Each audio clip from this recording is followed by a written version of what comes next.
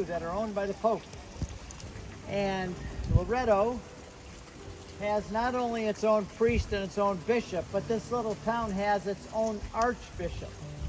This is a archdiocese, because this is the most popular Marian shrine in Italy. 4 million people visit this a day. Where are they? You are very lucky. We scheduled them all. We told them it was closed today. It's a year, Steve, a year. That's 4 million people a year, Janet reminds me. But the reality is, every time we've been here, this square has been packed with people, even during a weekday. So to have us this place to ourselves is really unusual. So the number one question, we've led 100 trips through the Holy Land. And every time we're in Nazareth, I give a talk at Nazareth called A Day in the Life of the Holy Family. And we follow the Holy Family through a day of what it was like to live back then, very primitive times. And we're standing at the cave of the Holy Family, and I said, this is where they lived, and it was a cave. There were 25 caves archaeologists have found, and they lived in caves. They didn't live in houses like we know. And immediately a hand goes up. What about the house of Holy House of Loreto? I thought that was the house they lived in. Well, those were on Luca's bus. I don't know what happened on Sarah's bus, but Luca gave a good description, but I'm just going to summarize it for everybody. But when they ask me that question, it's like, is it either here in Loreto or is it there? Where is the Holy House? But the reality is, the way I understand this, is that what you're going to see in there is the stone from Nazareth. It is not from this area. When they did archaeological, scientific studies on it, that is stone that comes from Nazareth, not from Loreto. And the cement is also from the Middle East, not from here. And what Joseph would have done, and what everybody did. How many have gone to the cave in Shepherd's Field, where we take groups there for Mass, right? Many of you have come to there for Mass. Remember, it's not an open cave, is it? What's in the front of it? There's a facade built in front of it with a door. Because if it's open, the wind blows in, the rain blows in, you have no control. But in the city of Nazareth, they built houses. There were caves, they would have dug them out more. There's caves everywhere in the Holy Land. Sheep and shepherds have used them for centuries. But what Joseph would have done, and the people of Nazareth, because they didn't have wood there, they had stone. Just all around Nazareth are mines, quarries where they're mining the limestone, Jerusalem limestone. You can see it today. So they would build, in fact, that's what I think Jesus and Joseph did. They worked in a town called Cyprus. They didn't work with wood like you see them in a workshop sometime planing a piece of wood. Well, they didn't have much wood there, but what they did have is stone. And wherever they built, it was built out of rock, square stone. And by the way, they'd have to quarry them. They don't come out in squares. Joseph and Jesus had to take chisels and hammers, go chink, chink, chink, chipping those into cubes so they could be put into the walls and into the doors. But Joseph, being a carpenter, which means tekton, it's the Greek word tekton, means someone who works with hard materials. In other words, a guy who has calluses and cuts on his hand at the end of the day. A redneck, that's what he was, a redneck worker. How do you get a redneck? By working, bending over, the sun hits the back of your neck and it's red by the end of the day. So I think what happened, Joseph and Jesus would have built in front of their cave a stone front with a door, so that it would keep the wind out, it would keep the rain out, it would keep bad people out.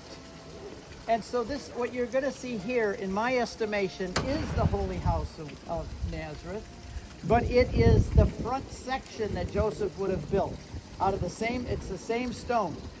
When you go to Nazareth and you go down to the altar where we pray the first mystery, the Rosary, about the Annunciation, what happened at the Annunciation? The Annunciation, what other theological term goes with that? Incarnation. Because at the moment Mary said yes, in her womb are cells so small you couldn't see them with a human eye, but God had become man.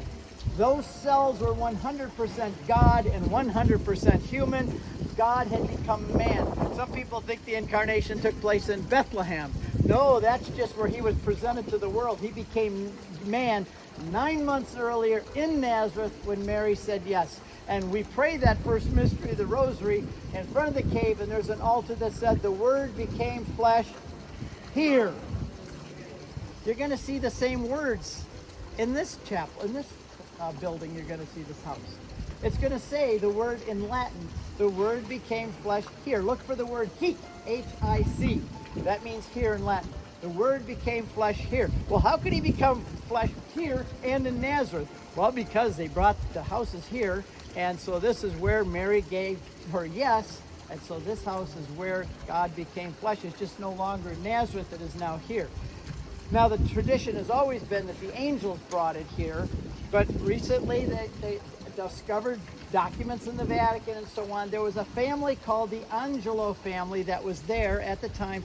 They brought the house over because it was in the 1200s, right when the Crusaders had done a good job, but then the English, the Irish, the German, the French, and the Italian Crusaders couldn't get along.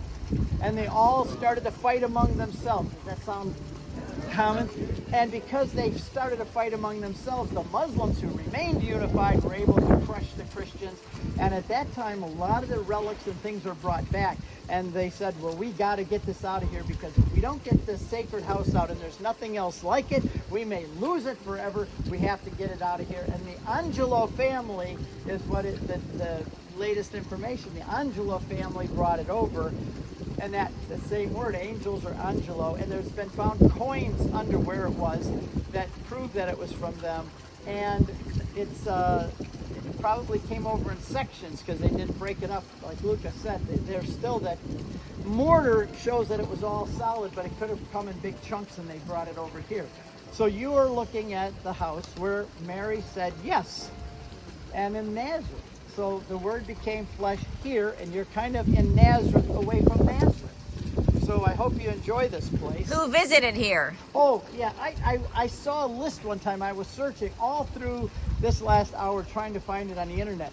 But the list of popes and saints that have been here to venerate this place is just as longer than my arm. 47 popes have acknowledged this place. 47, and many of them visited it. The saints that have visited this place, I don't remember the list of them, but on any saint that comes to mind, they were here. And they have visited this place. You will see around it, there are like two, I don't want to say trenches, but like grooves, okay? Two grooves that go parallel around it. And they say that's from so many saints in the past getting on their knees and going that it wore those two grooves into the marble over the centuries. Now, I tried. I couldn't even get my knees to fit in those grooves, so they must have been much smaller people than me. But that's what the story is that you'll see those grooves, that the saints got on their knees and went around and around this house, and they wore those grooves in to the marble. So we're going to go in and take a look, and you're going to have Mass here, but this is really a special place, visited by almost all the saints you can think of. I'm still going to try and find a list of them for you. Oh, okay, good. In front of the souvenir shop, take a look at the list of saints who have come here to acknowledge this place. And there have been millions of them, and now there have been 1,253,250,000, because now all of you are added to the list that have come to the Holy House of Loreto. So enjoy the place.